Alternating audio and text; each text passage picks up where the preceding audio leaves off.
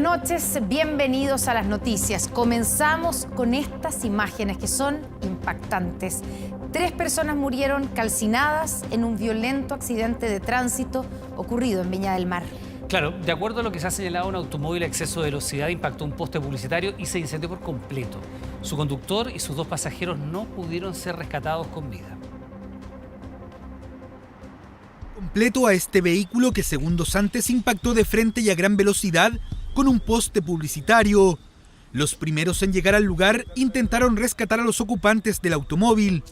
El esfuerzo de un guardia de seguridad que utilizó un extintor no logró evitar la tragedia. Hubo gente de alguna forma que trató de ayudar, pero lamentablemente no pudieron llegar a nada por el tema del incendio. Fue un estruendo, pero con el silencio de la noche, que fue así, pero tremendo.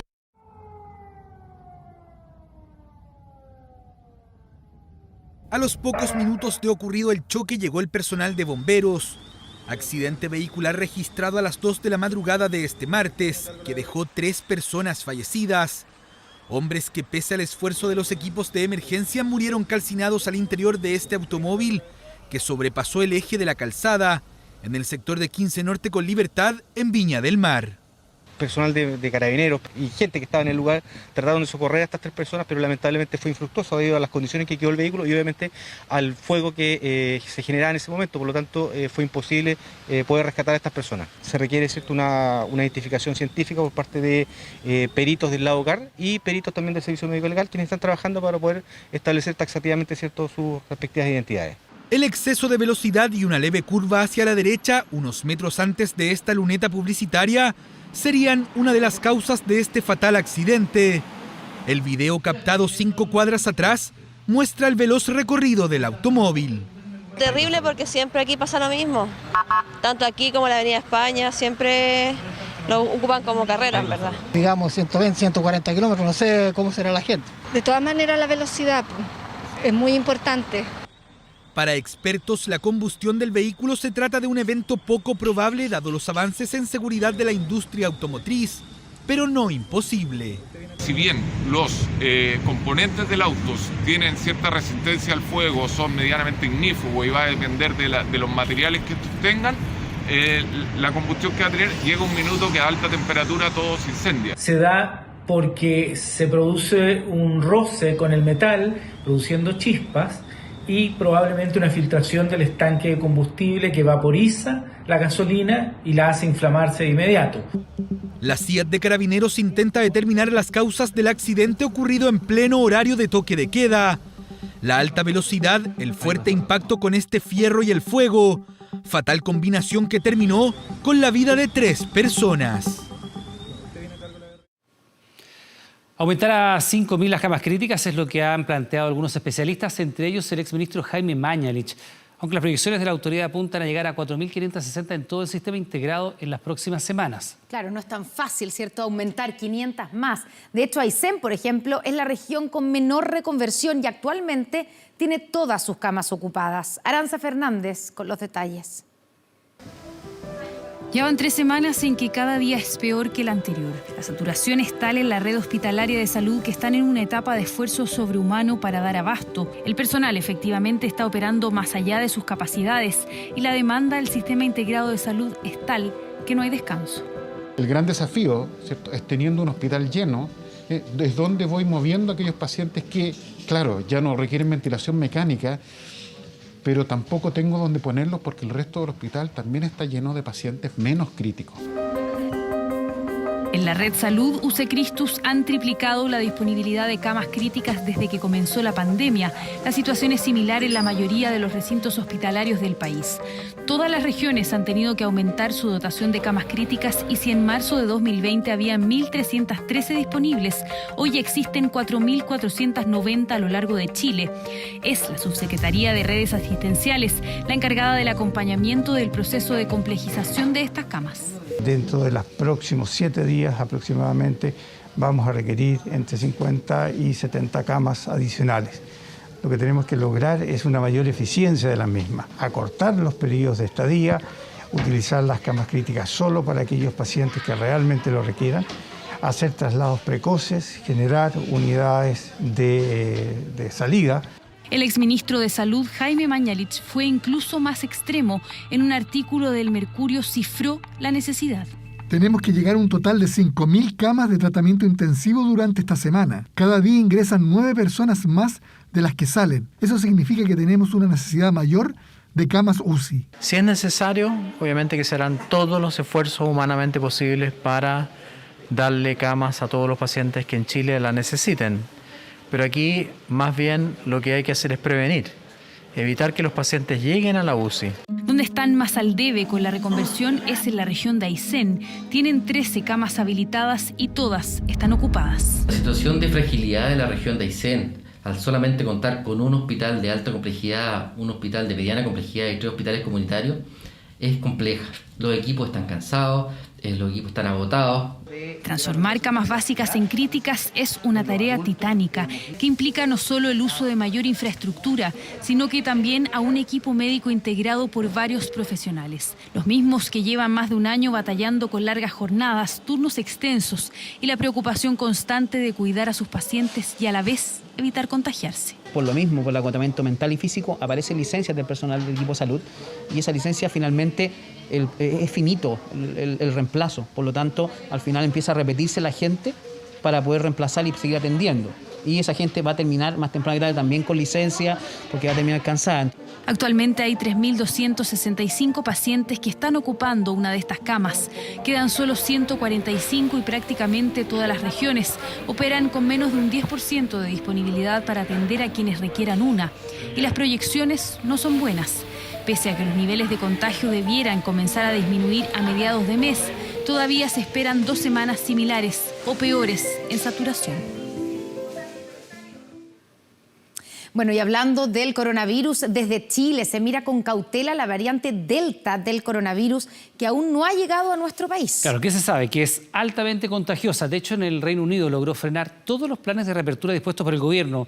Davor Juranovic nos cuenta más. En el mundo el virus ha mutado tantas veces que ya hay más de 700.000 secuencias genómicas distintas. En Chile son poco más de 2.600 y marcan la raíz de las variantes P1 y C37 que predominan entre los contagiados. El problema más serio que nosotros tenemos es que tenemos un gran número de contagios diarios aún. Mientras tengamos este contagio diario aún, tenemos el problema de que si entrara una variante que podría predominar por sobre las otras y que tenga mayor capacidad de adaptación al hospedero, estamos muy expuestos al tener esta gran capacidad de contagio. A las variantes Gamma y Andina se les apunta por los actuales 46.800 casos activos en Chile. La Delta, que viene de la India, aún no ha llegado y todos los esfuerzos apuntan a detenerla para impedir que ingrese a nuestro territorio. Nuestro país, en la práctica, funciona al igual que una isla. Tenemos un solo aeropuerto internacional. La llegada de variantes, tanto las conocidas como otras que podamos conocer en el futuro, es la principal amenaza que tenemos, que se genere una pandemia sobre pandemia. La variante Delta llega al Reino Unido y desplaza completamente a la primera variante de preocupación, la alfa. Lo mismo que pasó, por ejemplo, en el invierno pasado con el SARS-CoV-2, en donde solamente se detectó SARS-CoV-2 como virus respiratorio, desplazando a influenza, virus respiratorio sincicial, etc. Es un poco lo mismo acá, pero con 2 variantes diferentes de coronavirus. La Delta es muy temida porque es la más contagiosa de todas. Al Reino Unido lo pilló por sorpresa justo cuando caían los casos y ya se preparaban para una reapertura parcial. La variable Delta es muy difícil de manejar. El último reporte que tengo demuestra que es un 40% más contagiosa. La buena noticia es que las vacunas funcionan con la misma eficacia. Si con la variante alfa, que es la variante británica, nosotros consideramos del orden que cada persona infectada en promedio va a infectar más o menos a 2,5 personas. Con la variante Delta, estamos considerando que cada persona infecta de entre 5 a 6 personas. Chile mantendrá sus fronteras cerradas hasta el 30 de junio. De todas maneras, hay una circulación de unas 800 personas que cada día arriban a nuestro país. Todos deben realizarse un examen PCR, entre otras medidas.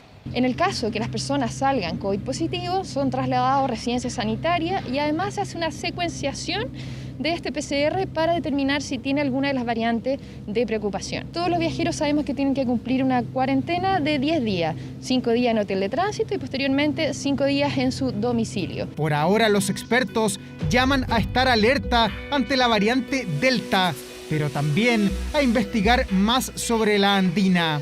Algo tiene esta mutación que ataca principalmente a los jóvenes y es capaz de enviar a la UCI a una persona sana y sin enfermedades.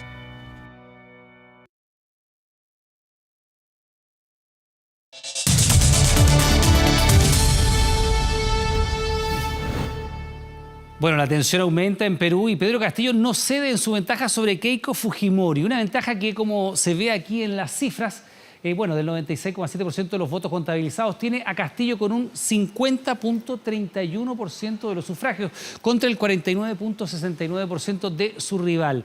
¿Cuáles son las esperanzas de que le quedan todavía a Keiko Fujimori? Andrea Aguilar tiene los detalles desde Lima, Perú. Andrea, ¿qué tal? ¿Cómo están, Iván, Connie? Muy buenas noches. Bueno, son pocas las esperanzas realmente las que tiene la candidata de Fuerza Popular. Por un lado, están esos pocos votos que faltan por contabilizar en el extranjero. Recordemos que ya cercano al 64% es ese conteo de los votos, pero no le están alcanzando en este punto. Primero, porque no había la cantidad de votos esperados en el extranjero. Se hablaba de 1 millón de personas que estaban habilitadas para votar, cuando en realidad eran casi la mitad. 560.000 extranjeros o 560.000 peruanos, mejor, en el extranjero los que votaron, y una participación cercana al 35%. La otra de las esperanzas está puesta obviamente en el tema de las actas impugnadas, que tiene que ver con las que están acá en Lima, que es la región mayoritaria, que ha votado obviamente por Keiko Fujimori. Dos esperanzas que se van cada vez desvaneciéndose más. Con Iván hemos estado durante toda la jornada viendo esta jornada de zozobra, de tensión que se vive acá en Lima, que solamente fue de cierta manera pasada en la tarde cuando ganó Perú frente a Ecuador 2-1. Eso hizo que los ánimos bajaran, que la gente se concentrara en otro tipo de cosas. Repasemos parte de cómo se ha vivido esta jornada en este informe que hemos hecho con Juan Pablo Muñoz. Y será el primero en hacer respetar la voluntad del pueblo peruano. Ha habido una estrategia de parte de Perú Libre para distorsionar o dilatar los resultados que reflejen la voluntad popular. Suspenso, titulan los diarios peruanos a 2 días de las elecciones, en medio de la zozobra de no saber con certeza quién gobernará el país en los próximos 5 años. No se sabe todavía, hay mucha incertidumbre y bueno, esperemos solamente que quien entre, que gobierne como debe de ser, porque eso es lo que deseamos todos los peruanos. Las elecciones fueron el domingo, pero hoy todavía no se sabe quién va a llegar al Palacio de Pizarro. Tendría que llegar el próximo 28 de julio, Keiko Fujimori o Pedro Castillo. El fantasma del fraude usado por ambos candidatos cuando perdían ventaja frente a su contrincante fue impulsado en las últimas horas por Keiko Fujimori, quien, pese a su compromiso de respetar los resultados, ha puesto un manto de dudas sobre la jornada electoral. Ella es la corrupta y todos esos patas que están a su alrededor, toditos. ¿Usted siente que pudo haber fraude en las elecciones? No creo, porque en este caso sería pues que todas las veces que haya elecciones, todos los partidarios han hecho fraude. La tensión en las calles ha hecho que la sede de la Oficina Nacional de Procesos Electorales permanezca fuertemente custodiada ante las amenazas de disturbios por parte de manifestantes. Las misiones internacionales y los organismos como Transparencia Perú han alertado que no se puede hablar de fraude generalizado y que las elecciones cumplieron con todos los estándares internacionales. La palabra fraude es una expresión muy seria en una elección y debe ser usada con muchísima responsabilidad. Solo con la debida prueba y entendiendo que hay una situación sistemática y generalizada, podría usarse. No hay ningún indicio en este momento para hablar de fraude. Entonces, las declaraciones de los candidatos, ambas, ¿no?, en ese sentido, deben ser rechazadas. Con la esperanza casi desvanecida de que los votos en el extranjero le alcancen para llegar al Palacio de Pizarro, Keiko Fujimori confía ahora en el conteo de las actas impugnadas, que están mayoritariamente en Lima, en donde ella obtuvo la mayoría de votos. Por nuestra geografía hace imposible tener todas las actas en los lugares más alejados, donde llegar desde donde se ha hecho la votación hasta el centro de cómputo puede demorar un día, 10 horas, en el Amazonas y en el extranjero las actas vienen por valija diplomática. Unas elecciones que mantienen al país en vilo, en una espera que amenaza con seguir extendiéndose por la observación de esas actas impugnadas que podrían ser decisivas para definir a él o la gobernante del Perú del Bicentenario. Bueno, y recordemos cómo se votó también en Chile, en donde había gran cantidad de peruanos. Chile es el país en cuarto lugar que obviamente tenía más ciudadanos peruanos habilitados para votar. Votaron cerca de 44.779 y de esos ganó Keiko Fujimori, pero no por un margen tan amplio, frente a Pedro Castillo. Tenía un 56.4% de los votos Keiko Fujimori frente al 43.5% de los votos que tenía Pedro Castillo. Sin embargo, como sabemos, ya están todas las actas escrutadas en Chile, algo que no ha pasado con todos los países, que podría tardar todavía un par de días, pero que realmente ya no va a inclinar la balanza a favor de Fujimori. Claro que sí, Andrea, que vamos a la espera de lo que se determine ya oficialmente para saber si Pedro Castillo es el presidente electo del Perú. Buenas noches, gracias.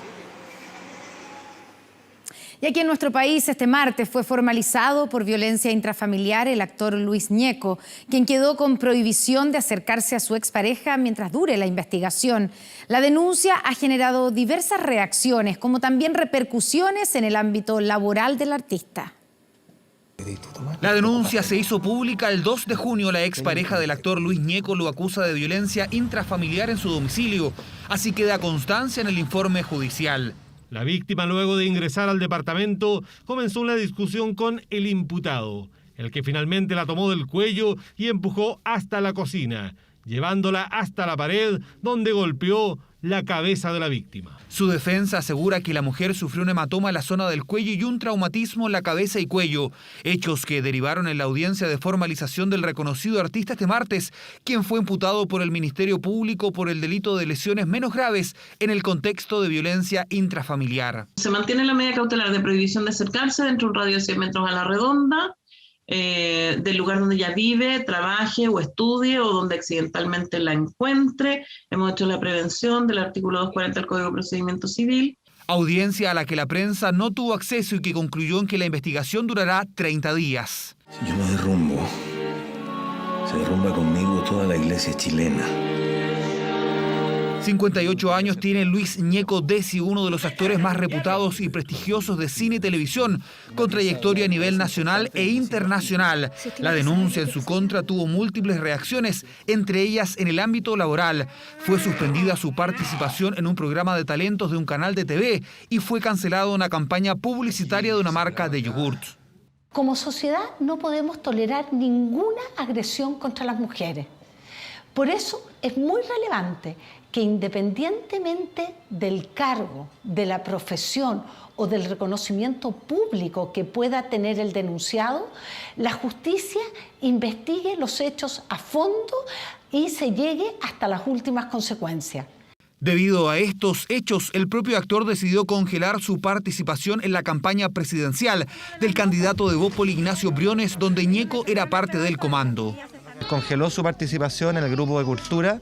Él formaba parte de los 30 profesionales que estaban en el grupo de cultura y por supuesto que condenamos cualquier maltrato a la mujer, pero también somos respetuosos de que las causas judiciales avancen. Nosotros no podemos prejuzgar, tenemos que dejar que las instituciones funcionen. 24 horas intentó contactar a la defensa del imputado como de la víctima sin respuesta. Dentro de 30 días se conocerán resultados de la investigación sobre esta denuncia de violencia intrafamiliar que recae sobre este mediático actor nacional. Con 5 detenidos terminó una protesta de un grupo de deudores habitacionales en el centro de Santiago. Son familias que quieren evitar a toda costa el remate de sus viviendas sociales por el atraso en el pago de los dividendos de la banca privada. Piden la condonación total de sus deudas y no la repactación. Verónica Moscoso tiene los detalles.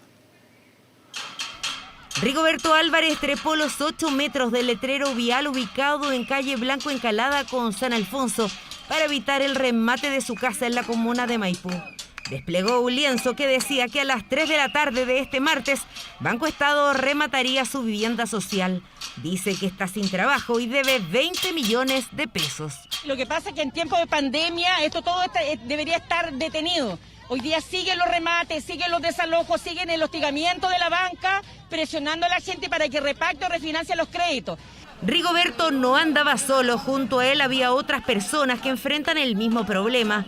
Son familias que por haber repactado las deudas de sus viviendas sociales, hoy tienen deudas millonarias imposibles de pagar. Mi casa ya fue rematada en el 2017. Aún así se la vendieron a un tercero conmigo adentro, acusándome y criminalizándome como si fuera una delincuente, y yo llevo años pagando mi casa y que me van a tirar a mis niños, que son chicos, a la calle.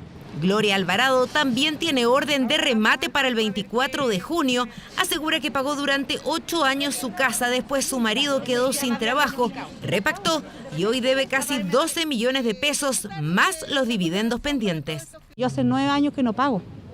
Entonces imagínate, la deuda ya es impagable, sin trabajo, no nos dejan salir, nos quieren encerrados. ¿Qué más Yo creo que la única solución de ahora es una condonación a la vivienda social, si son viviendas sociales de 42 metros cuadrados. Puedes pagar 2 o 3 dividendos. ¿Cómo tú vas a pagar una casa completa? ¿En qué mundo vivimos de fantasía? Significa de esto que la familia se asusta, vaya al banco y la familia, ¿qué es lo que hace? ¿Refinancia o repacta el crédito? Y nosotros, con la experiencia que tenemos, sabemos lo que significa un crédito refinanciado o repactado. Es un crédito que se va a extender a 20 años más. Y además existe un compromiso, ¿no?, de parte del gobierno de no realizar remate y fundamentalmente, además, del banco de todos los chilenos y chilenas. Por lo tanto, hemos contactado tanto con la ministra Rubilar como también con los ejecutivos del banco para que este procedimiento no se realice. Rigoberto fue bajado de la señalética y detenido junto a otros 4 manifestantes. Mientras tanto, dirigentes de Anda Chile fueron a Banco Estado a pedir que durante la pandemia se suspendan todas las órdenes de remate y desalojo por no pago de dividendos en viviendas sociales. También piden la condonación total de las deudas. En pos de la gente, en beneficio de la gente. Si aquí estamos viendo que son viviendas sociales sobrevaluadas, ¿por qué no se hace una condonación masiva? No a la deuda nuestra, sino que a la usura bancaria. Las casas ya están pagadas y eso es lo que ellos no quieren entender. Las puertas abiertas van a estar siempre en el Ministerio para poder conversar alternativas con los vecinos que hoy día tienen un problema que no pertenece, digamos, en cuanto a su solución al Ministerio de Vivienda, pero la posibilidad de buscar alternativas, cuenten con nosotros. Tras escuchar a las dirigentes, Banco Estado, a través de un comunicado, aclaró que desde octubre del 2019 los remates están suspendidos mientras se prolongue la pandemia. Además, existe una coordinación con el Ministerio de Vivienda para analizar repactaciones y buscar soluciones. Una querella por supuesto fraude cometido en la licitación de la Junaep para la alimentación de miles de niños vulnerables presentó una de las empresas que participó del proceso. Según asegura, el ofertante que finalmente se adjudicó la licitación falsificó sus estados financieros. En todo el país, miles de escolares y párvulos vulnerables aseguran su alimentación gracias a Junaep, incluso en pandemia. Un servicio que empieza a ser cuestionado. El ex subsecretario de Justicia y expresidente del Consejo de Defensa del Estado hoy interpuso una querella por supuesto fraude en el proceso de licitación de las empresas encargadas de entregar estos alimentos. La alimentación de esos niños, como les digo, cientos de miles de niños, millones de raciones diarias, está puesta en riesgo. Cada año la Junaep licita entre empresas raciones de alimentos por unidades territoriales. Se evalúan varios criterios, entre ellos los estados financieros, es decir, qué tan robusto es el capital de los postulantes. 3 empresas del grupo Aliservice, según el abogado, inflaron esos números, lo que les habría permitido conseguir contratos por más de 500.000 millones de pesos. Algunas de estas empresas, todas relacionadas entre sí, adulteraron sus estados financieros de tal manera de mostrar un capital de trabajo abultado. Esto puede ser un poco técnico, pero hay algunos activos que son pasivos que son no circulantes y que están contabilizados como circulantes, y eso implica afectar o incrementar artificialmente los flujos de caja que van a tener esas compañías. El día 10 entran los niveles medios y el día 14 van a entrar recién las salas cunas. ¿Pero por qué, tía? Porque tenemos problemas con la alimentación. En el pasado, otras empresas a cargo de esta función fueron cuestionadas. En 2016, en el Maule, miles de niños no pudieron ingresar a clases porque en sus establecimientos no hubo forma de entregarles su ración alimenticia. La JUNAEV además acusó a la empresa externa que había contratado para realizar una evaluación financiera de falsear información, lo que habría beneficiado a Dipralsa. Un año antes, en 2015, JUNAEV debió interrumpir los contratos con la empresa Ibasa, que no contó con los recursos financieros para cumplir con la entrega de 140.000 raciones de alimentos diarias en 3 regiones. Esta es una licitación que adjudica contratos de entrega de raciones de alimentos entre el año 2021 hasta el 2024. El verdadero riesgo tiene que ver más bien con la capacidad que van a tener estas empresas para seguir entregando esa alimentación. Diversos problemas pusieron en la mira a la JUNAEV en esa época, aunque hoy, aclaran, eso ha cambiado.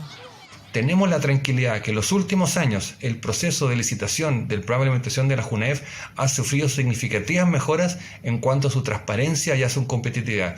Hoy en día este es un proceso que lleva adelante una comisión autónoma y además compuesta por distintos representantes de organismos del Estado. Desde la empresa Aliservice indicaron que aún no han sido notificados y esperarán a contar con más antecedentes para referirse a la querella en su contra.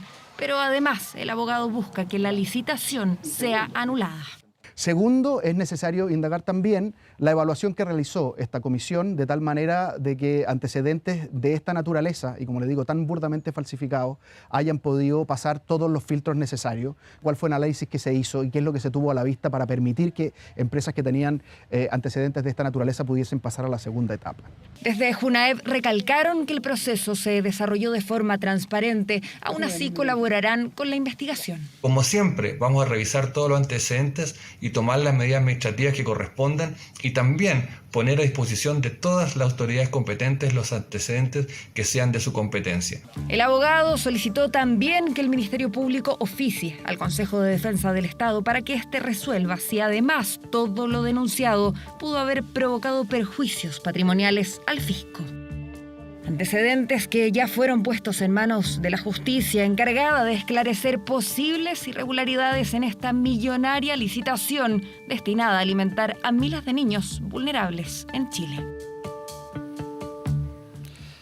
Y atención al siguiente video que hoy ha dado la vuelta al mundo. En las imágenes se puede ver al presidente francés Emmanuel Macron recibir, ahí está, una cachetada tras saludar a ese hombre. Según señaló su equipo, el mandatario se encontraba en una visita en el sudeste del país cuando se acercó a este grupo de personas para saludar. En ese momento, este hombre le toma el antebrazo y lo abofetea, provocando las reacciones inmediatas de sus guardias de seguridad. El agresor y otra persona más fueron detenidos por este hecho.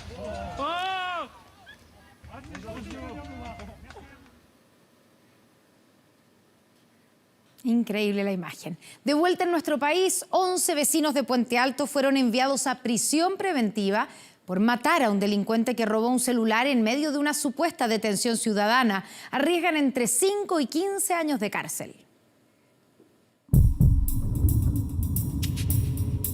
5 de diciembre, Villa Los Robles de Puente Alto. En la bicicleta, Carlos Pérez Rivas, de 27 años. Segundos antes, había robado el celular a una joven promotora. Los gritos de auxilio de la víctima alertaron a un grupo de vecinos que decidió hacer una detención ciudadana. Para luego darle golpes en diversas partes del cuerpo, lo que habría provocado la muerte de este sujeto. Claramente detención ciudadana no fue. Lo que ocurrió aquí para la Fiscalía fue un homicidio.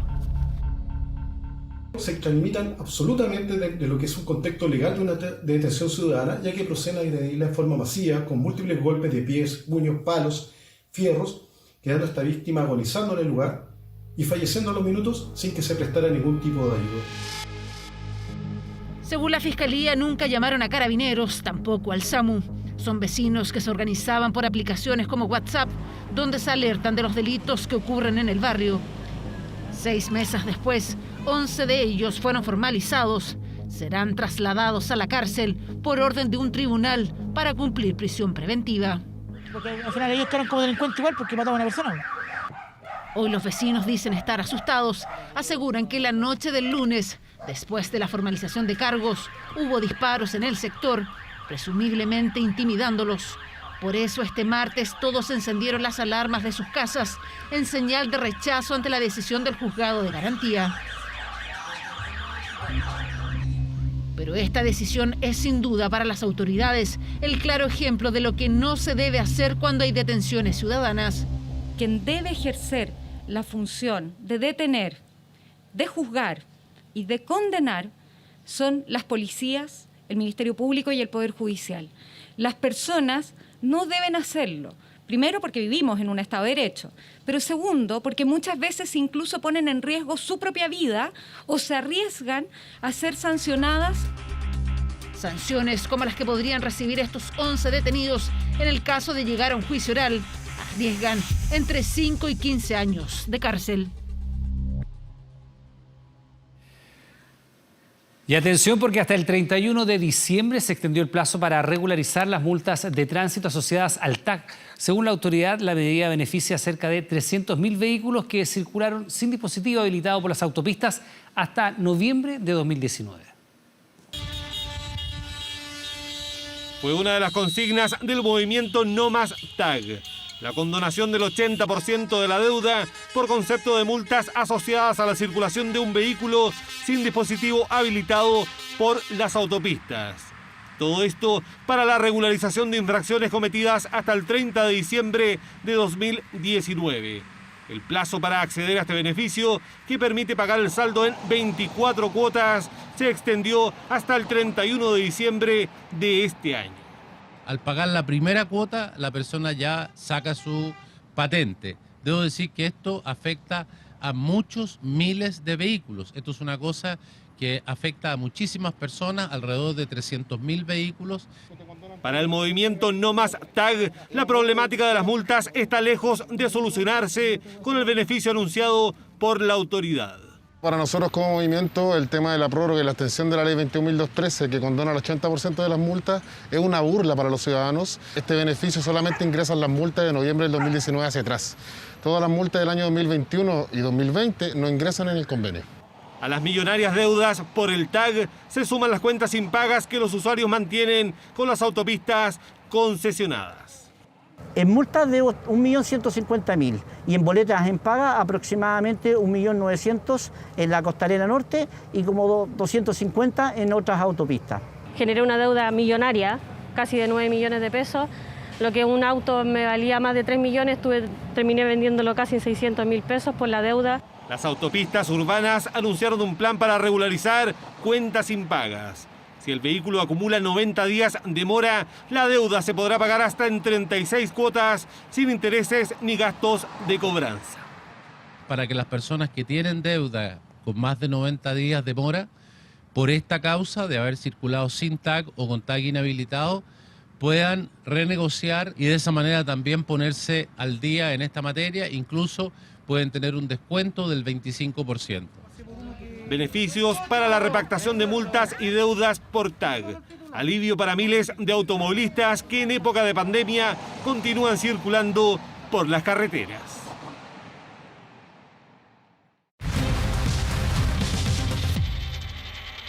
El costo de la vida en el mes de mayo sufrió un alza de un 0,3%. El IPC lo conocimos hoy día y para analizar el contexto económico, como siempre, está con nosotros Constanza Santamaría. Pensaba que iba a decir sube otra vez, parafraseando al gran Juan Luis Guerra. Sube otra vez, por enésimo mes consecutivo. La bilirrubina era esa. Exactamente, el costo de la vida en nuestro país, marcado sobre todo, y ya es semana, ya llevamos casi 30 semanas de alza de los combustibles. Pasemos a revisar la primera gráfica, nos vamos a concentrar en el alza de la vida, pero puntualmente en los combustibles. Mira, Connie, en mayo 0,3% de alza del costo de la vida en general, un número que no dice mucho, pero las bencinas fue por lejos lo que más subió. Vamos con la siguiente estación. Si sumamos todo lo que ha sucedido en este año, entre enero y mayo, solamente enero y mayo la bencina subió 16,4%. En los últimos 6 meses 160 pesos, que es lo que han propuesto desde el Congreso para ayudar a muchos automovilistas, intentar ayudar. Esto es lo que han propuesto, un proyecto que lo que busca es justamente rebajar el impuesto específico a los combustibles un 50% durante los próximos meses. ¿Cuánto de eso se traducirá, por ejemplo, en el litro de benzina? ¿Cuánto se podría traducir? Vamos con la siguiente gráfica. Hoy día, si un precio, por ejemplo, un litro de benzina de 880 pesos, 93 octanos, eso cuesta más o menos promedio. 312 solamente, Connie, es impuesto específico. 312 de esos 880. Si tú rebajas esto a la mitad, 500. Sería un ahorro de 150 pesos, más o menos. El problema, y lo han dicho algunos economistas, ¿quién gana con esta rebaja? Es un impuesto que llega, o sea, esta rebaja llegaría al bolsillo de los más pobres, de los que menos tienen. No es, dicen los economistas. Vamos con la siguiente estación y ¿qué es lo que dicen? Que el 52% de esta rebaja llegaría al 20% más rico y solamente un 3% llegaría al 20% más pobre. Eso es porque los más ricos andan más. El 10% más rico consume en promedio al mes 90.000 pesos en benzina. El 10% más pobre, 4.000 pesos promedio en benzina. La nota es de Nacho Atenas. No es una carrera de autos ni trompos producto de un accidente. Son automovilistas que se manifestaron en contra de las constantes alzas que han tenido las bencinas en nuestro país.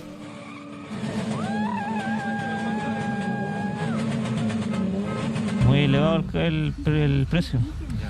Deberían bajarlo un poquito. Ha subido demasiado la benzina. Igual uno tiene que estar recargando su vehículo. Pues ya no se puede salir ya prácticamente. El valor es muy alto. Aumento de precio que se hace insostenible para muchos bolsillos. Michael es transportista y nos cuenta que cada vez le sale menos a cuenta su trabajo. Día a día el costo es muy alto, avanza y avanzan. Los precios es una locura, todo. No tan solo el combustible, todo lo que nos rodea, valores muy exagerados. Cada vez menos la ganancia y los clientes no pueden comprar. Se complica mucho con tanta alza. Importantes alzas que se reflejan en las cifras de inflación que llegó a 0,3% en el quinto mes del año, donde las bencinas son protagonistas. En mayo anotaron un aumento de 2,9% y en lo que va de año supera el 16%. En la región de Magallanes, Puerto Aysén, ya se está registrando precios por sobre 1.000 pesos en la benzina de 97 octanos y esto podría ser un adelanto de lo que pudiese ocurrir en el resto del país, siempre y cuando los precios del petróleo se mantengan con esta tendencia alcista. Incrementos que desde el Congreso pretenden poner freno. La Cámara Baja aprobó por amplia mayoría un proyecto de resolución que solicita al presidente Sebastián Piñera una rebaja transitoria del impuesto específico a los combustibles. Lo cual significaría, en la realidad, de que aquel que vaya a comprar benzina por litro tendría aproximadamente un 20% menos de valor final al momento de comprar. Por eso nosotros estamos pidiendo que en un contexto de crisis esto se pueda rebajar o simplemente eliminar para aliviar la carga de gasto de las familias chilenas, de las pymes, de los transportistas pequeños. Sin embargo, esta propuesta no es bien recibida por todos. Algunos expertos cuestionan su eficacia. Alejandro Tirachini, académico de la Universidad de Chile, asegura que esto beneficiaría principalmente al 20% más rico de la población y que además bajar el impuesto incentiva el uso de autos y habría una mayor contaminación. Una iniciativa que reduzca los impuestos a los combustibles es que beneficia principalmente a las familias de altos ingresos del país y potencialmente va a beneficiar también a las distribuidoras de combustible, que es lo que hemos visto que sucedió en el caso de Alemania el año 2020. Alzas de las bencinas que siguen preocupando a la economía de los chilenos y que no fue posible contrarrestar pese a la caída de precios que sufrieron algunos alimentos. Volvemos a 24 Horas Central, contexto económico, revisando la segunda patita, podría ser, Connie, de los mínimos comunes. Hoy día avanzó en el Senado, pasa a la Cámara de Diputados, la ayuda a las pymes. A ver, aquí lo principal es que se creció en el número de pymes beneficiadas por esta ayuda que anunció el gobierno de 300.000, más o menos a 710.000, más que se duplicó. ¿Cuáles van a ser las ayudas fundamentales? La pasamos a revisar en la siguiente gráfica. Una, un apoyo, un bono directo de 1 millón de pesos, y otro que es una devolución de hasta 3 meses de vida por un tope de 2 millones de pesos. Si la cabeza de esa empresa, de esa pyme, es una mujer, aumenta un 20%, puede llegar a 4 millones de pesos las ayudas. ¿Cuáles son los requisitos? Inicio de actividades hasta 31 de diciembre del 2020. 31 de marzo. 31 de marzo del 2020, muy bien. Ventas anuales menores a las 25.000 UF el año 2020 también. Aquí también continuamos con otros requisitos. tiene que cumplir, por ejemplo, tiene que cumplir uno de estos requisitos. Un trabajador contratado el 2020, ventas por al menos 2 meses el mismo año, ventas por al menos 2 meses el 2021 y ser de los rubros más golpeados, sobre todo el rubro servicios. Lo pasamos a revisar. Dime, Connie. Y estaba pensando que hay algunas pymes que quedan fuera, o sea, los servicios, las que son, por ejemplo, digamos, de sociedades de inversión. Exactamente. Y ese tipo de pymes, que también son pymes, quedan fuera. Todos los detalles en la nota de Jaime Quesada. Casi a medianoche comenzó a sesionar la Comisión de Hacienda del Senado. Fue allí donde el gobierno presentó su nueva propuesta de alivio a las pymes, una discusión que se extendió hasta las 3 de la mañana. Aprobémosla como está y mañana aprobémosla como está, con la buena fe que lo van a cambiar. Estamos trabajando con la máxima buena fe en este minuto. Lo único que va quedando es buena fe hasta ahora. Y finalmente hubo acuerdo, el que fue ratificado este martes por todos los senadores. Es tremendamente robusto lo que se ha hecho. Hoy día se empieza, espero yo, a vivir un nuevo escenario. El Senado aprobó el bono de 1 millón de pesos, pero con menos requisitos de acceso. También la devolución de 3 meses de IVA con un tope de 2 millones y que esos montos sean un 20% más altos si la pyme es encabezada por una mujer. Este es un proyecto que tiene más envergadura. No beneficia a 310.000 pymes como se planteó, se sube a 700.000 pymes. El proyecto además considera que a partir de ahora será el Fondo Solidario del Seguro de Cesantía el que pague las cotizaciones previsionales de trabajadores suspendidos, la posibilidad de un anticipo solidario para pagar deuda y un bono equivalente a 1 mes de cotizaciones. Siempre uno queda con la sensación de que pudimos más, pero si uno lo mira desde el punto de vista de las medidas, de los montos involucrados y de del universo, ha habido un cambio sustantivo en el Senado. Dar mayor acceso a las pymes a las compras públicas, cambios al FOGAPE, suspensión de remates y capacitación a micro y pequeñas empresas fueron otros de los temas abordados en el acuerdo. Una propuesta más seria, pero aún falta mucho. Necesitamos unas compras públicas que efectivamente hagan que las pequeñas empresas sean las mayores vendedoras del Estado. Eso quedó muy débil en este proyecto. Nos parecen que van en la línea correcta, que es un muy buen punto de partida, pero desde ya hacemos un llamado al gobierno y a los senadores de oposición de que aquí tienen que haber mucho más medidas para que logremos reactivar a las 300.000 pymes que hoy día están en riesgo de quiebra. Las iniciativas aprobadas forman parte de la agenda de mínimos comunes, un diálogo valorado por la oposición y el gobierno. Uno de los mensajes que quisiéramos dar a los chilenos es que en la medida, ¿no es cierto?, que sigamos conversando y sigamos poniéndonos de acuerdo, vamos logrando cosas. Las prioridades son la familia, las prioridades son la reactivación de la economía, nuestras prioridades son la generación y la protección del empleo, y en eso creo que no vamos a tener diferencias con las prioridades que marca el Ejecutivo. Los proyectos serán revisados este miércoles por la Comisión de Hacienda de la Cámara de Diputados y se espera que el jueves la sala los vote y así podrían quedar listos para ser despachados a ley. Y en la primera parte de estos mínimos comunes, el ingreso familiar de emergencia universal, con hoy día fue publicada la ley. Lo importante que hoy día que sea publicada es que las personas que no están en el registro social de hogares, cuando se inscriban, el proceso va a ser muchísimo más rápido. Lo pasamos a revisar en la gráfica. ¿Qué es lo que significa este ingreso familiar de emergencia universal? Lo medular, lo hemos comentado durante los últimos días, aumenta el monto por persona, por familia. A ver, si el hogar tiene una sola persona, 177.000 pesos. Lo que es la línea de la pobreza. Línea de la pobreza, exactamente. Sí. 2 personas, 287.000. 3 y 4 personas hay una suerte de monto especial. Originalmente era 380, sube a 400. Originalmente en el caso de 4 personas era 470, sube a 500 y así consecutivamente va aumentando el núcleo familiar por hogar. Vamos con la siguiente gráfica, seguimos viendo los números de este ingreso familiar de emergencia cuya ley fue publicada hoy día. Corre para los meses de junio, julio, agosto y un 50% del monto para septiembre. Obviamente, ojalá que así no ocurra, la situación sanitaria se complica, esto es prorrogable. Vamos con la siguiente estación de la gráfica. ¿Cuándo se paga? Esto es a partir del 29 de junio, no todos ese día, a partir de ese día, depende de cuándo se inscriba, por ejemplo. Eso te iba a preguntar, depende de cuándo uno se inscriba en el registro social de hogares, ¿cierto? Exactamente, y lo vemos en la última gráfica porque se ha abierto una suerte de ventana especial entre el 5 y 15 de junio para que las personas se inscriban. Todos los que recibieron el IFE en el mes de mayo automáticamente lo reciben. Son más de 5 millones de hogares, 12 millones y medio de personas. Eso ya están inscritos, no necesitan hacer nada más. Pero hay más o menos 3 millones de personas. 2,5 millones y medio. 2 millones. Que tienen que inscribirse. ¿Qué pasa, por ejemplo, si yo tenía registro social de hogares y no he pedido el IFE, ingresodeemergencia.cl, lo pido, lo puedo hacer ahora. Y en la segunda estación, ¿qué es lo que pasa? Si no estoy en el registro social de hogares, obviamente ese trámite que antes demoraba cerca de un mes en que se validen los datos, hoy día es muchísimo más rápido y seguramente esa persona quizás no va a recibir el primer pago el 29 de junio, pero sí lo va a recibir durante el mes de julio y la misma cantidad de pagos que están comprometidos, que son 4. Y esa persona se tiene que inscribir en el registro social de hogares y además solicitar pedir el ingresodeemergencia.cl, pedir y activar el IFE. Clarísimo. Muchas gracias, Andrés. Nos vemos. Buenas noches. Seguimos contigo, Iván. Para contarles que en el desierto más árido del mundo está funcionando la primera planta termosolar de América Latina. El proyecto Cerro Dominador busca posicionar a Chile como el principal generador de energías limpias. Miren. Comenzó como un ambicioso proyecto y hoy ya es una realidad. Cerro Dominador, la primera planta termosolar de Latinoamérica, y está inserta en el desierto más árido del mundo, en la región de Antofagasta.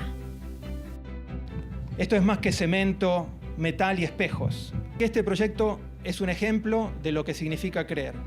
Creer en algo, en una idea.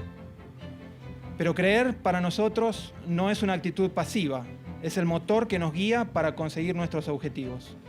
Casi 6 años duró la construcción de esta planta, una con tecnología innovadora y que ya está presente en países como Estados Unidos, China y Marruecos.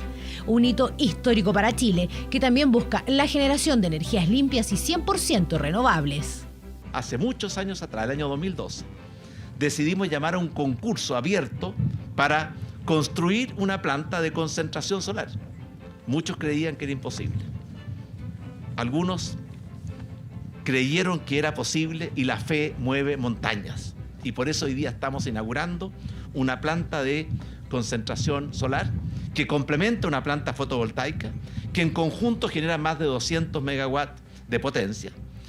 La superficie total para el campo solar supera las 700 hectáreas.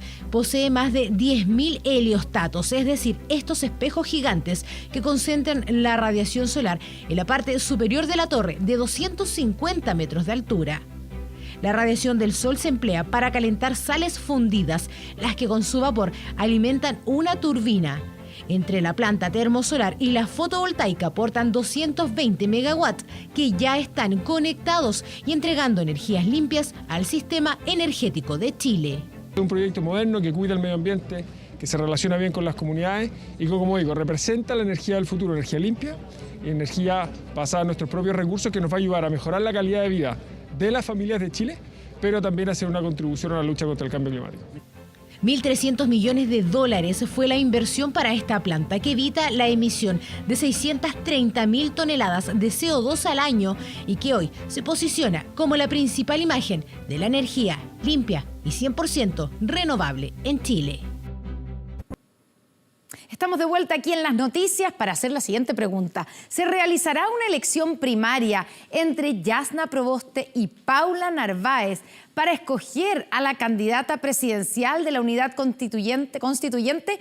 Ese es el deseo de la postulante del PS, pero ya surgen voces que no descartan otro mecanismo. El debate comenzó y se da justo cuando en privado algunos reconocen sus aprehensiones con Paula Narváez y que debe dar el paso al costado en favor de la presidenta del Senado.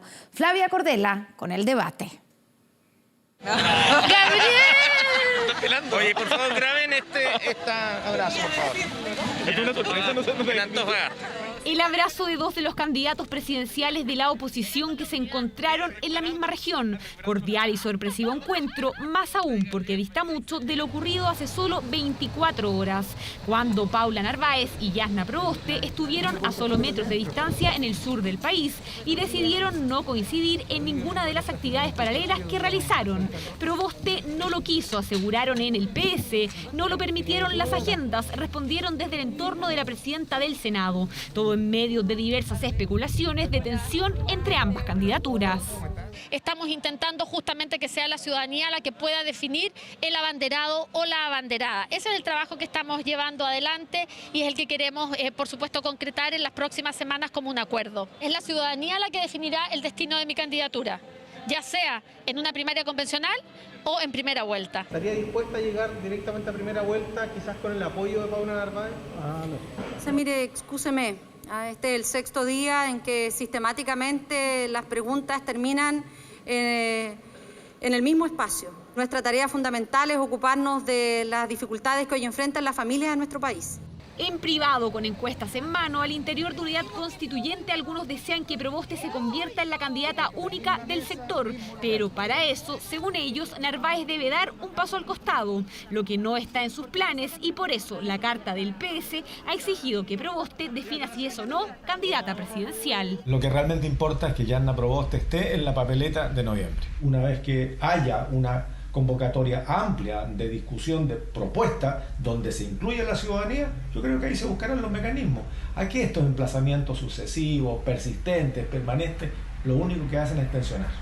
Que lo entienda el Partido Socialista y su candidata. La democracia cristiana tiene toda la voluntad de restablecer el diálogo con toda la unidad constituyente, pensando en los desafíos del país y buscar el mejor mecanismo en materia presidencial. Diversos mecanismos, porque no son pocos los que creen que existen otros caminos distintos a la primaria convencional. Esa definición tiene que generarse a través de mecanismos que no necesariamente debieran ser, por ejemplo, el mecanismo de primarias. Generar tal vez una candidatura de consenso que permita con transparencia generar una certeza en la ciudadanía. Desde el comando de Narváez insisten en la necesidad de que él o la candidata del sector sea electo mediante un proceso participativo. Dicen también que la DC los necesita porque la negociación no solo apunta a la presidencial, sino también a la elección parlamentaria. Lo importante es definir democráticamente quién va a ser nuestra abanderada. Nosotros apoyamos a Paula Narváez y nos parece que la primaria convencional es una buena alternativa. Yo creo que sería muy bueno que fuera la ciudadanía, con la primaria más participativa posible, la que resuelva. Lo que pase en las elecciones de gobernadores será clave para las definiciones que adopte este sector de la oposición. La próxima semana debieran concretarse las conversaciones pendientes que definan mecanismos para escoger a la abanderada presidencial. Bien, pues aprovechamos de recordarle que a partir de las 22 horas Televisión Nacional de Chile está autorizada para transmitir programas para mayores de 10.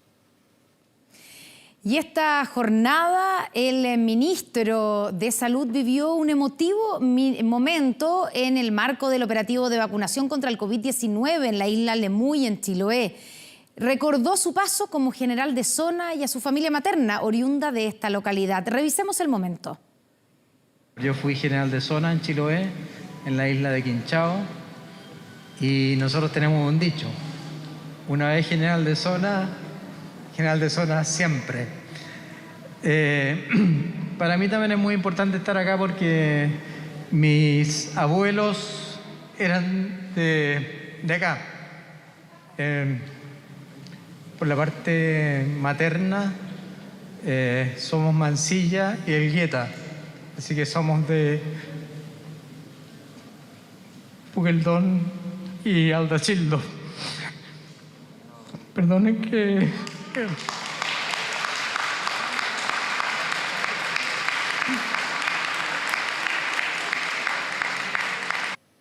De regreso con las noticias, atención a lo siguiente porque quien va a aparecer tocando la batería tiene solo 10 años.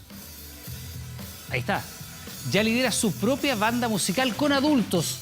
Esta es la historia de Tomás, un niño de Requinoa, un camino que ha recorrido de la mano de su padre, que comenzó cuando tenía solo 2 años. Mire.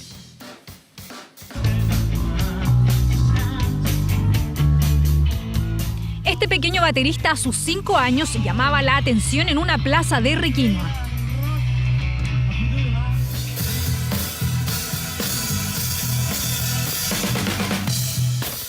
Hoy a sus 10 continúa haciéndolo.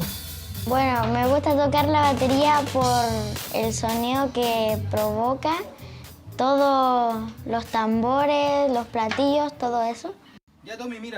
Cuando solo tenía 1 año, Tomás recibió una batería de juguete de regalo por parte de su papá, un aficionado músico que siempre lo llevó a los ensayos de su banda. Toco desde los 2 años y ahí yo acompañaba a mi papá a los ensayos. Y mis amigos le empezaron los demás chicos, el baterista de la banda le empezó a enseñar algunos ejercicios en batería.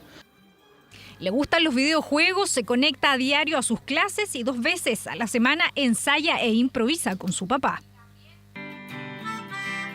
Esa foto es desde el 2011, el Tomás nació en el 2010, ahí ya tenía 1 año y empezamos con todo este tiempo de dedicación y perseverancia.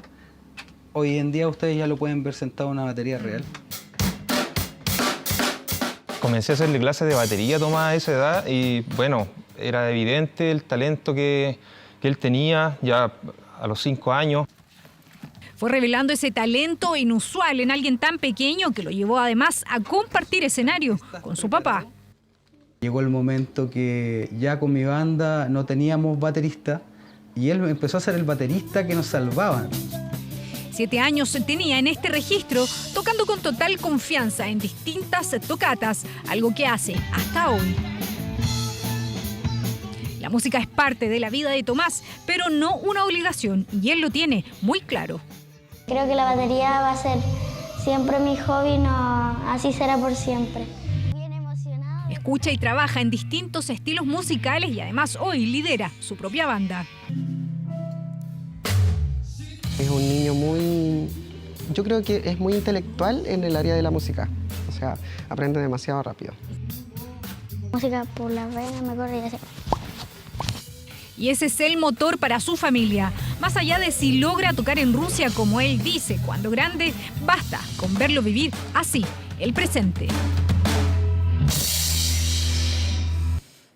¡Qué talento! Vamos a otras noticias. Indignación provocó el asalto que sufrieron 2 adultos mayores en su departamento. Delincuentes los amarraron de pies y manos para proceder a robar varias cosas del hogar, incluido un auto que las víctimas habían acondicionado para personas en situación de discapacidad. Este auto estaba acondicionado para personas en situación de discapacidad y aquí se ve cómo delincuentes se escapan con él tras haberlo robado. Estábamos viendo televisión y de repente aparecieron estos 2 delincuentes. Estamos todavía choqueados. No es para menos, fue una noche de terror. Jorge contó cómo fue todo. Estaba en su departamento tranquilo junto a su señora. Ambos son de la tercera edad. De un minuto a otro aparecieron 2 hombres en la habitación. Uno con un atornillador se tiraron contra mía, nos amarraron. Los encerraron. Acto seguido sacaron cámaras, notebooks, un LED y celulares. Todo lo escondieron en el auto de las víctimas. ¿El vehículo que ustedes tenían está adaptado? ¿Es para que lo manejara usted o su señora? Para los dos. Para los dos. Es un auto automático que tiene 2 aceleradores. Pero mi señora tiene discapacidad física. Una experiencia traumática. Fue en un barrio residencial ubicado en Avenida Chile, España, Ñuñoa. Los delincuentes habrían estado dateados. Ingresaron por el método de escalamiento de uno de los muros perimetrales para luego hacer ingreso al domicilio en sí por la puerta de acceso de la cocina, la cual se encontraba sin seguro. Condenar un ataque cobarde a una pareja de personas mayores que disponían de un vehículo seguramente para su recreación, para visitar a su familia, a sus nietos, y delincuentes totalmente desalmados, ¿cierto?, le arrebatan el vehículo en la comuna de Ñuñoa. Este es el último registro que hay de los hombres huyendo en el vehículo acondicionado para los adultos mayores, víctimas de un robo violento. Ahora, la más rabia que me da, uno de los computadores que me robaron, tengo un trabajo de años. Tengo la fotografía de mi familia, tengo cualquier cantidad que no les va a servir de nada. Los sujetos son ampliamente buscados por la Policía de Investigaciones de Chile y Carabineros para dar con el paradero de estos antisociales.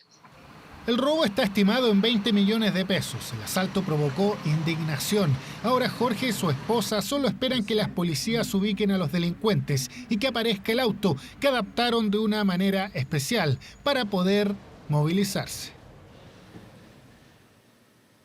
¿Podrían ser expropiados los fondos de pensiones? Bueno, parlamentarios de la UDI así lo creen y por eso exigieron al gobierno darle urgencia a los proyectos que buscan evitarlo. Las iniciativas que surgieron en medio de un intenso debate en el Congreso, como nos cuenta Marian Basso. El debate por el futuro de los fondos de pensiones está instalado y diversas ideas y proyectos se han discutido en el Congreso Nacional. Retirar el 100% de estos, nacionalizar los mismos y debido a la incertidumbre que esto genera, según algunos legisladores, surgió una iniciativa que lo que busca es una ley que impida la eventual expropiación de los dineros ahorrados para las pensiones.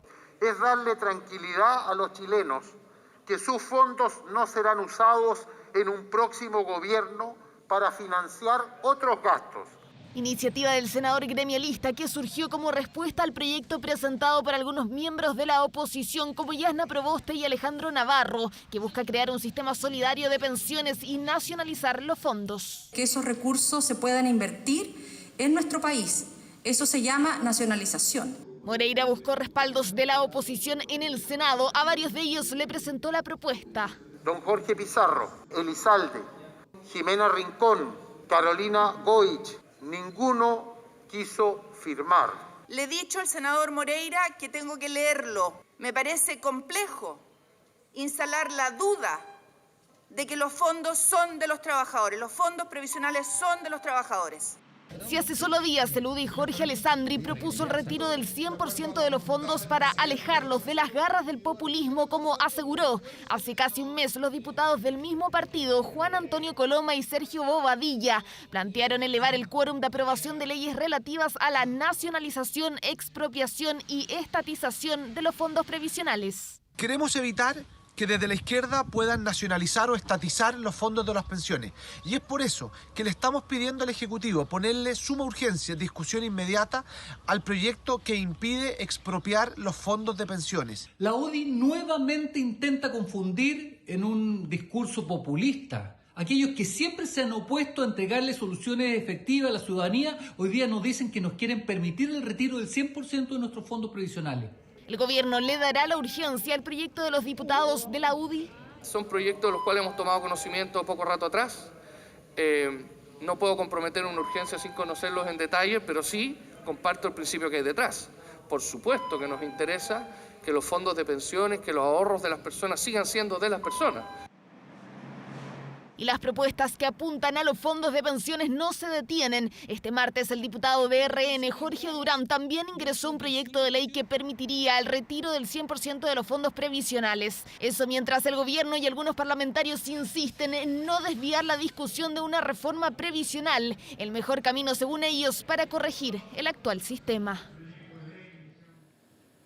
Alcanzaron el sueño de la casa propia en diciembre, pero meses después sus hogares presentaron serias fallas estructurales. Algunos invirtieron su 10% para arreglarlas, pero hoy deben desalojar. Es el drama que viven los propietarios de 22 viviendas sociales de Antofagasta. Se están tizando, están con una fuga tremenda de agua, que esto viene de que nosotros llegamos acá, hasta el día de hoy ya las casas ya están, pero no se pueden vivir ahí. El sueño de la casa propia se transformó en una verdadera pesadilla para los vecinos del condominio El Salar de Antofagasta. Fue en diciembre del año pasado cuando Serviu les entregó sus viviendas, las que a pocas semanas presentaron una serie de fallas estructurales.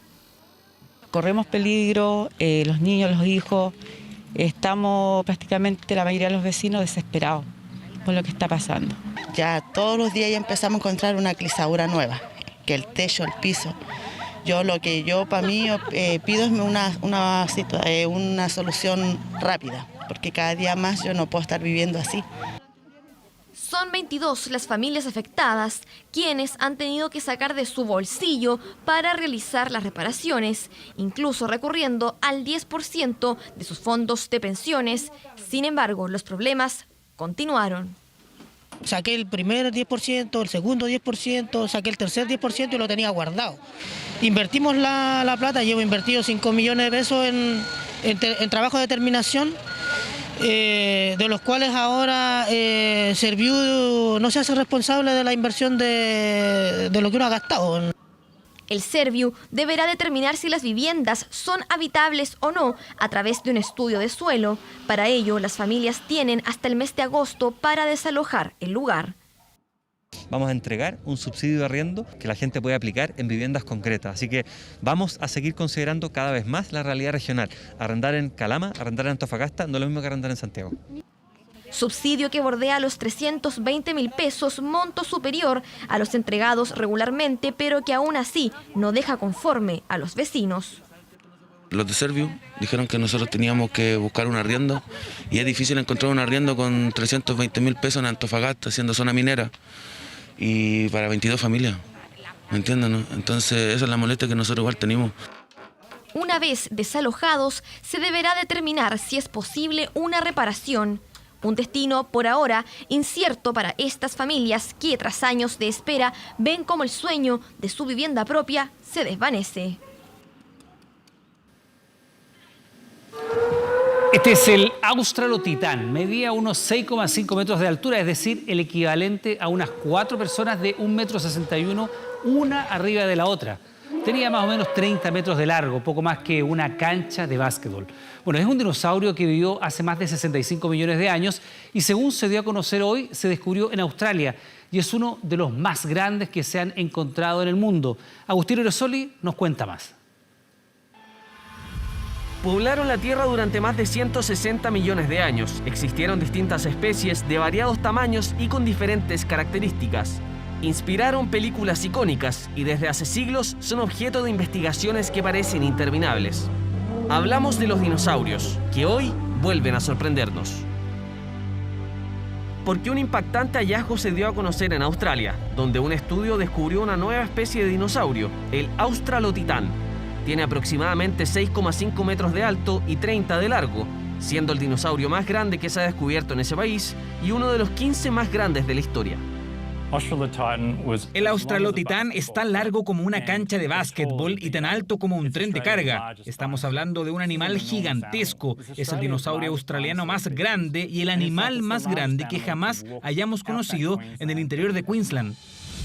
Esta nueva especie de saurópodo, los conocidos dinosaurios herbívoros de cuello largo, llega como resultado del trabajo en conjunto de 17 años del Museo de Historia Natural de Eromanga, el Museo de Queensland y de varios paleontólogos y geólogos.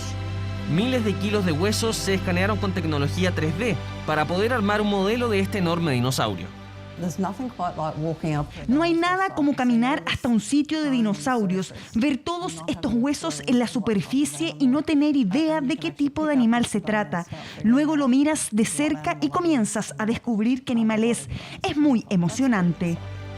El titán del sur, como también se le ha llamado, estaría directamente relacionado con otras 3 especies de dinosaurios saurópodos australianos, siendo el hermano mayor de la familia. Este es un gran hito para la paleontología y se une a otros recientes hallazgos, como el del titanosaurio chileno descubierto hace unos meses en el norte del país. Y este Aracárlica-Nantai, descubierto en Copiapó, es un titanosaurio también, al igual que estos Australotitán. Los titanosaurios fueron dinosaurios herbívoros de cuello, cola larga, extremidades a manera de pilares. Cada descubrimiento de una nueva especie de dinosaurio es una pieza más de un puzzle gigante. Una especie impresionante, que se une a la lista de las más grandes que alguna vez hayan pisado nuestro planeta.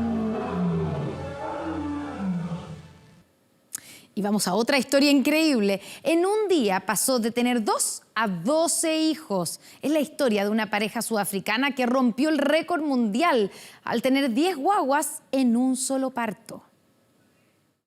Al principio se suponía que serían 6. Luego le dijeron que eran 8. Y finalmente fueron 10 en un solo parto. Es la historia que hoy está en los titulares de los medios de todo el mundo, ya que la sudafricana Josiane Sitol, luego de un embarazo de 29 semanas, rompió el récord Guinness al dar a luz a 10 guaguas a la vez. Después de las 28 semanas, en general, la sobrevida es mucho mejor. O sea, una de las metas que tenemos en la medicina perinatal es con los embarazos con riesgo de parto prematuro alcanzar al menos la semana 28. El impactante caso se dio en Pretoria, la capital administrativa de Sudáfrica, donde a través de una cesárea la mujer de 37 años concibió a 7 hombres y 3 mujeres. Ella asegura que no se sometió a ningún tratamiento de fertilidad. ¿Es posible que sea así? Mira, yo te voy a decir una palabra que no usamos nunca en medicina. Imposible. La probabilidad de tener 10 gemelos en forma espontánea es extraordinariamente baja. Según contó la propia Josiame, debido a la cantidad de fetos, 2 de ellos no fueron percibidos por los médicos, por lo que fue una sorpresa para todos. Así, la sudafricana supera a Halima Cisse, una mujer de Mali que dio a luz a 9 bebés hace un mes en Marruecos. Si las guaguas de Josiame logran sobrevivir, le quitará oficialmente el título de récord Guinness a Nadia Suleiman, quien tuvo 8 recién nacidos en un solo parto y sus hijos ya tienen 12 años. Que estos casos son absolutamente anecdóticos, no son buscados por la medicina, porque como te digo, los riesgos son insoportablemente altos. En medicina nos debemos a 2 pacientes, al feto y a la madre, y la verdad es que poner en riesgo la vida de una madre de esta forma es inaceptable en medicina. Sithole y su pareja Tebogo ya tenían gemelos, por lo que pasaron de tener 2 a 12 hijos.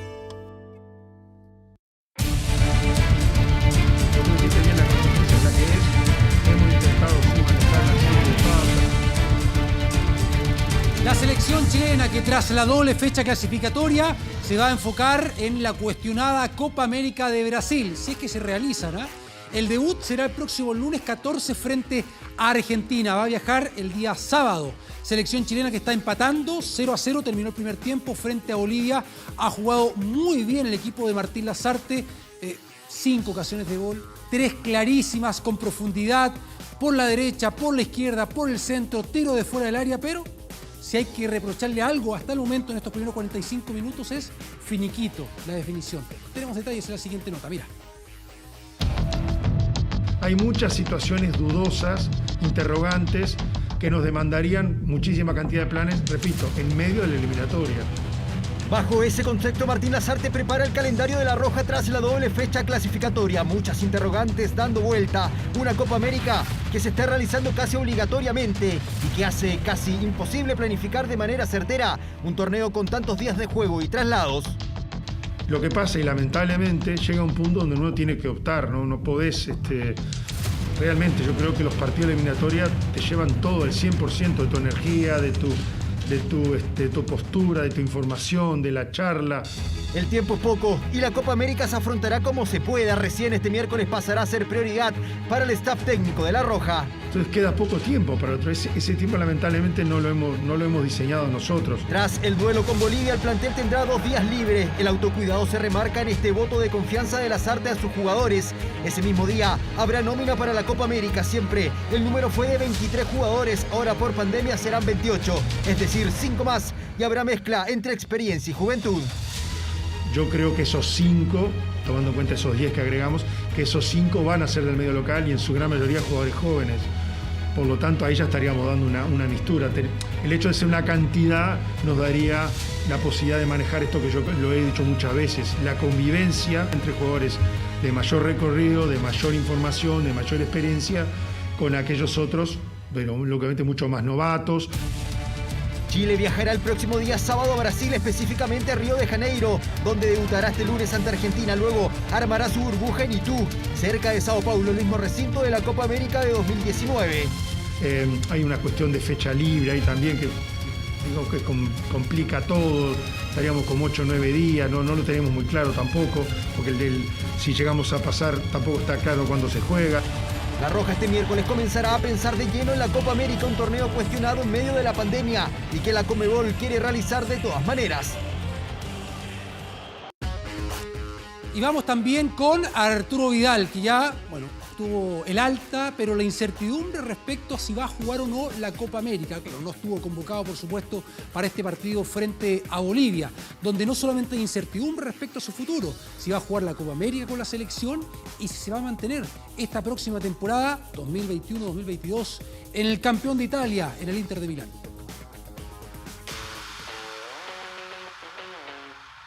El King luce sonriente en sus redes.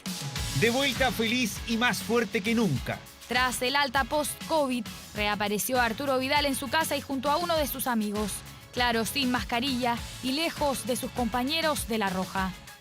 Hay una sanción ética, sin duda, y que dice relación con la falta de responsabilidad y la falta de prudencia. La ministra también habló de los privilegios del fútbol, cerrando el tirón de orejas para el volante del Inter. Esto tiene que ser referenciado primeramente por el tema sanitario. Desde ese punto de vista y de un tema reglamentario, no estaría en condiciones de poder participar.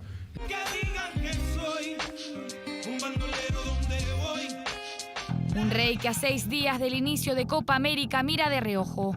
Este jueves y tras finalizar la doble fecha de clasificatorias, se conocerá la lista y la decisión de los jugadores chilenos si participarán o no del polémico torneo. Una foto que de inmediato recibió el apoyo de sus seguidores y de su compañero de batallas, Gary Medel. Number one, te extrañamos aquí, hermanito.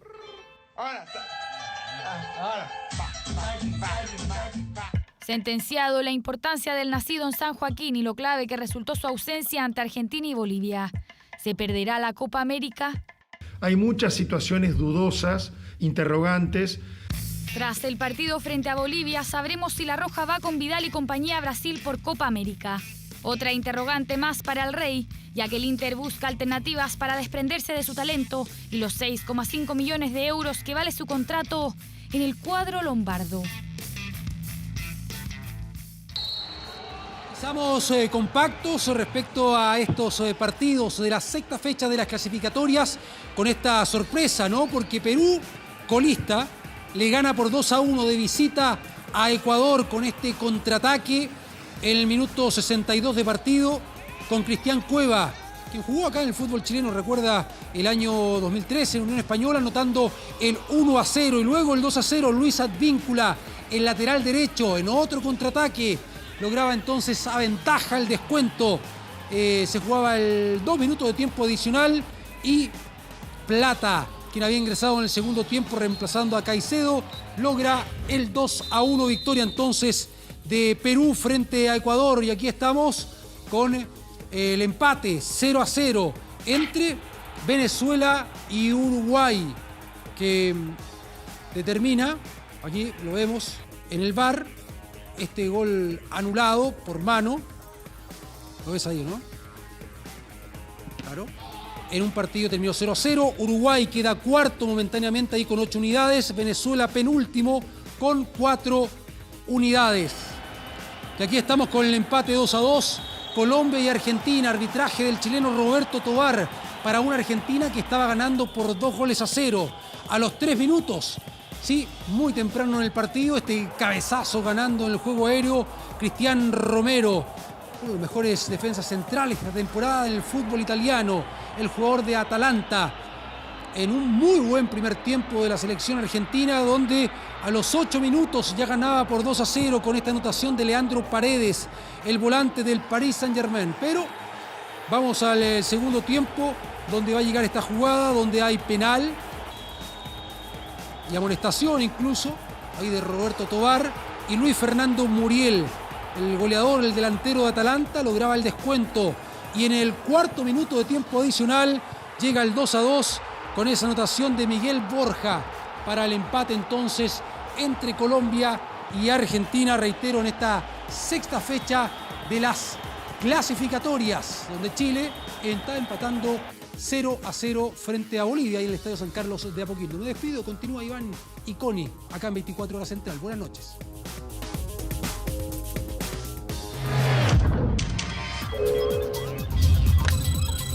...24horas.cl.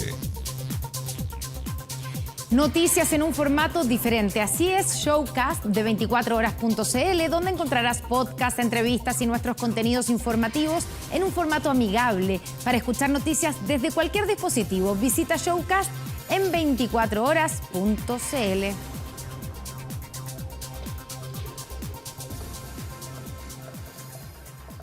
Antes de despedirnos, rectificar un pequeño error en las gráficas de los candidatos a gobernadores por la región de Antofagasta. Marco Antonio Díaz de Renovación Nacional y Ricardo Díaz, Independiente de Unidad Constituyente, estaban cambiadas. Ahora sí. Nos despedimos. Gracias por estar junto a nosotros. La invitación es que siga nuestra sintonía. Llega Fuerza de Mujer. Que tenga buenas noches. Buenas noches. Hasta mañana.